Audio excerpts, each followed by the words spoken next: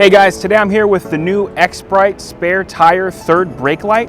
Installation is pretty simple. First thing you're going to want to do is take off your spare tire, then take your brake light and put it directly onto the base.